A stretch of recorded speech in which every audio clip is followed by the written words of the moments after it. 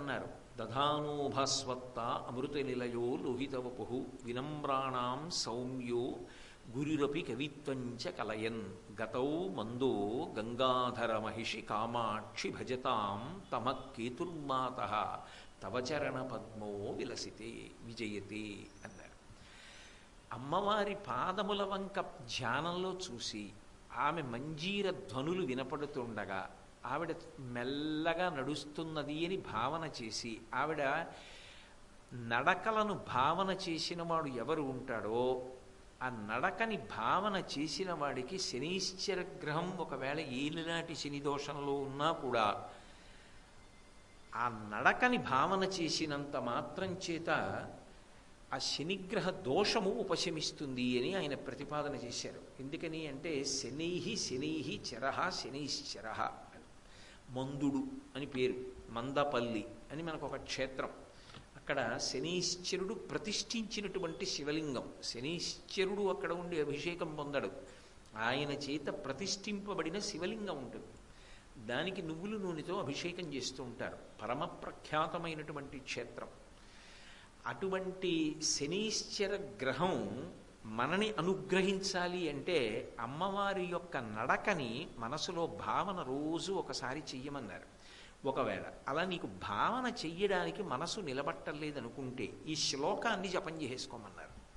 గతౌ మందో గంగాధర మహిషి కామాక్షి భజతాం తమ కేతుర్మాత తవ చరణ పద్మో విజయతే.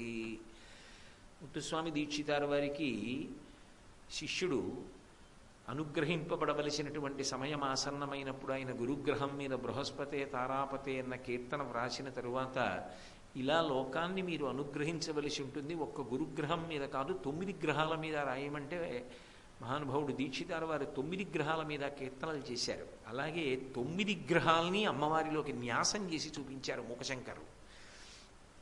గతౌ మందు, ఆమె నడక చాలా మెల్లగా ఉంటుంది. అన్ని గ్రహాల్లోకి శనీశ్చర గ్రహం మెల్లిగా నడుస్తుంది. అందుకే శనైహి చరహ శనైశ్చరహ, మెల్లమెల్లగా నడుస్తాడు కాబట్టి ఆయనకి శనీశ్చరుడు అని పేరు. అటువంటి నడకలు ఏవి ఉన్నాయో ఆ నడక చాలా మెల్లగా ఉంటుంది. అయితే ఏమండి ఉద్వేగం ఉండవలసిన అవసరం ఆవిడకు ఉండదు కాబట్టి, ఆవిడ ఎప్పుడూ ప్రశాంతంగా ఉంటుంది కాబట్టి ఆవిడ మెల్లగా నడిచింది, బాగుంది. కానీ మరి రాక్షస సంహారం చేసిందిగా, అనేక అవతారములను స్వీకరించిందిగా, అప్పుడు కూడా అలాగే మెల్లమెల్లగానే నడుస్తుందా? యుద్ధం చేస్తున్నప్పుడు కొంచెం తొందరగా నడవడం, అడుగులు వడివడిగా వేయడం అలా ఏముండదా? అంటే తత్వతః చెప్పవలసి వచ్చినప్పుడు మరాళి మందగమన, ఆమె మెల్లగా నడుస్తుంది అన్న మాటకు అర్థం ఏమిటంటే నిజానికి నీకు ఆమె బయట లభ్యమయ్యే అవకాశం బహు తక్కువ. ఆమె యొక్క ఆరాధన చెయ్యాలి అంటే అంతర్ముఖత్వము ఎవరికి అలవాటు పడుతుందో వాడికి మాత్రమే ఆమె చిక్కుతుంది. అందుకే అంతర్ముఖ సమారాధ్య బహిర్ముఖ సుదుర్లభ. బయట చూడడం ఎందుకు అంటే ఆ ఉత్సవాన్ని, ఆ సేవని, ఆ పూజని లోపల పట్టుకోవడానికి. కన్నులు మూసుకుని లోపల ఉపాసన చేసినప్పుడు ఆమె లభ్యమవుతుంది. ఈ లోపల దొరుకుతుంది తప్ప నిజానికి ఆమె బయట దొరికేది కాదు. బయట ఎక్కడో ఆవిడ్ని పట్టుకోవడం సాధ్యం కాదు. మరి మెల్లగా నడిచేటటువంటి అమ్మ యొక్క నడక ఎక్కడ కనపడుతుంది అంటే నిజానికి ఇక్కడ కనపడుతుంది. తాడేపల్లి రాఘవనారాయణ శాస్త్రి గారు ఉపాసన చేసి చేసి చేసి చేసి పడిపోయారు. అన్నం కూడా తినలేదు. మహానుభావుడు ఆ రోజుల్లో ఆయన అంత దారిద్ర్యాన్ని కూడా అనుభవించారు. ఒకరిని అడగలేదు. పడిపోతే అమ్మవారే వచ్చి శాస్త్రి అని తలెత్తి తొడ మీద పెట్టుకుని పాయసాన్నం పెట్టింది. ఆ తర్వాత ఆయనకి వెనక్కి తిరిగి చూడలేదు. ఆయన దేవీ నవరాత్రి ఉత్సవాలు చేయాలని సంకల్పం చేసేవారు. ఇంట్లో పావుషేరు బియ్యం ఉండేవి. వెళ్ళి అమ్మవారికి నమస్కారం పెట్టేవారు. మహాలయ పక్షంలో అమావాస్య తిథి నాడు నమస్కారం పెట్టేవారు. ఆయన మరునాడు బ్రాహ్మీ ముహూర్తంలో తెల్లవారి లేచేటప్పటికీ ఎదురుగుండా రైస్ మిల్ నుంచి కబురు వచ్చేది, నిన్న రాత్రి ఎక్కడి నుంచో బళ్ళు వచ్చాయి, శాస్త్రి గారు ఇల్లు వెతుక్కుని రావడం ఆలస్యమైంది, ఎవరో అమ్మవారి ఉత్సవాల కోసమని చెప్పి బెల్లం దిమ్మలు, కందులు, మినువులు, బియ్యం ఇవన్నీ పంపించారు, ఆయన్ని ఇప్పుడు నిద్ర లేపడం ఎందుకు, మీకు ఎలాగో తెలివిగా ఉన్నారు కదా, ఇక్కడ దింపేస్తాను, రేపు పొద్దున్న ఇచ్చేయండి అని దింపేశారు, శాస్త్రి గారు తీసుకెళ్ళండి అనేవారు. అమ్మవారి ఉత్సవానికి కావలసినవన్నీ వచ్చేసేవి. అమ్మవారి ఉత్సవానికి వచ్చినటువంటివి విజయదశమి నాడు ఆయన ఏం చేసేవారంటే, ఏమైనా మిగిలిపోతే అవన్నీ కూడా పిండి వంటలు వండించేసి వచ్చిన వాళ్ళకందరికీ పెట్టేసి, ఇంకా మిగిలిపోతే అమ్మ ఉత్సవానికి ఇచ్చింది తప్ప మిగల్చుకు నీ తినడానికి కాదు అని రహదారి మీద వెళ్ళిపోతున్నటువంటి వాహనాలు ఆపి అందులోకి భక్తుల్ని ఎక్కించి ప్రసాదం పంచిపెట్టేసేవారు. విజయదశమి సాయంకాలానికి వచ్చిన డబ్బు పదార్థాలు అయిపోవాలి. ఏకాదశి నాటికి మళ్ళీ మామూలు. అంటే ఆయనకి అమ్మవారు ఇస్తుంది, ఆయన తినడానికి కావలసినంత. ఆ ఉపాసన బలం ఎలా ఉండేదంటే, నేను ఆ చందోలు వెళ్ళి చూశా. నాతో ఇక్కడ ఉన్న వాళ్ళు కొంతమంది ఉన్నారు కూడా. వెళ్ళినప్పుడు గోపాలకృష్ణ గారు కూడా నాతో వచ్చారు. అప్పుడు ఆయన మడత కుర్చీలో పడుకుని ఉండేవారు. పడుకుని ఉంటే ఒక స్త్రీ ఆయన్ని చూడడానికి వచ్చింది. వచ్చి శాస్త్రి గారు ఉన్నారా అని అడిగింది. నేనే శాస్త్రిని అన్నారు.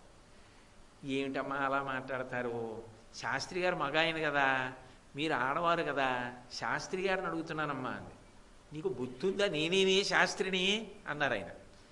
మళ్ళీ అలా అంటారేమిటమ్మా, శాస్త్రి గారు ఉంటే చెప్పండి దర్శనం చేసుకుంటాను. నేను శాస్త్రిని అని లేచి నిలబడ్డారు. ఆవిడ ఉలిక్కి పడింది. అప్పుడు శాస్త్రి గారిలా కనపడ్డారు. ఆయన చాలామందికి స్త్రీలా కనపడేవారు. ఆ ఉపాసన బలం.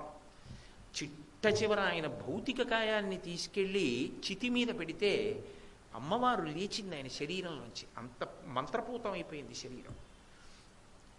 కంచి కామకోటి పీఠాధిపత్యం వహించిన మహాపురుషులు చంద్రశేఖరేంద్ర సరస్వతి స్వామివారు ఆ రోజుల్లో ఒక మాట అనేవారు. ఇక్కడ దాకా ఎందుకు వచ్చారు, కంచి దాకా, అక్కడ రాఘవనారాయణ శాస్త్రి గారు ఉన్నారుగా అంటూ ఉండేవారు.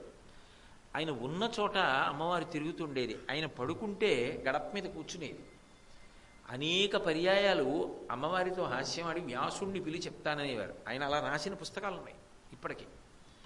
పలికింది తల్లి. ఎలా అంటే లోపల ఉపాసన, లోపలి ఉపాసన మరాళి మందగమన అని అనడానికి కారణం ఏమిటంటే, రాజన్ మత్తమరాళ మందగమనాం అనడానికి కారణం హంస నడక కలిగినది అని. హంస అంటే నిజంగా పక్షి ఎక్కడుందండి అని అడిగారు అనుకోండి, కొన్ని పౌరాణిక పక్షులు అంటారు, చకోరము ఇటువంటివి.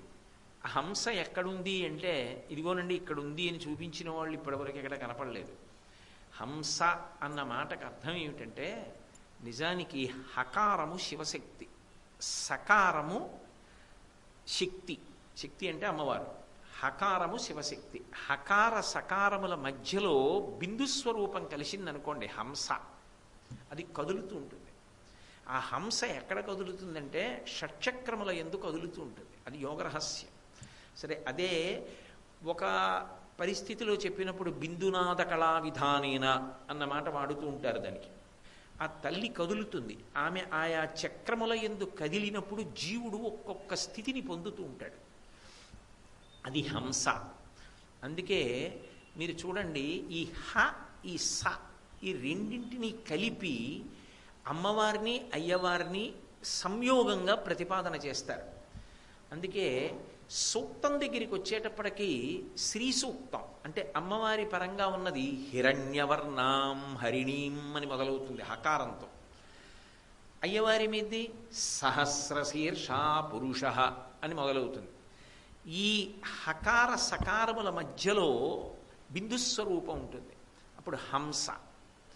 ఈ హంస మరాళీ మందగమన, మెల్లగా నడుస్తుంది. దీని అర్థం ఏమిటంటే, యథార్థమునకు ఉపాసనలో దాని అర్థం ఏమి అంటే, నువ్వు ఎంత ఉద్వేగంగా ఉండి చేస్తుంటావో అంతగా ఆమె నీకు పట్టుపడకుండా ఉంటుంది.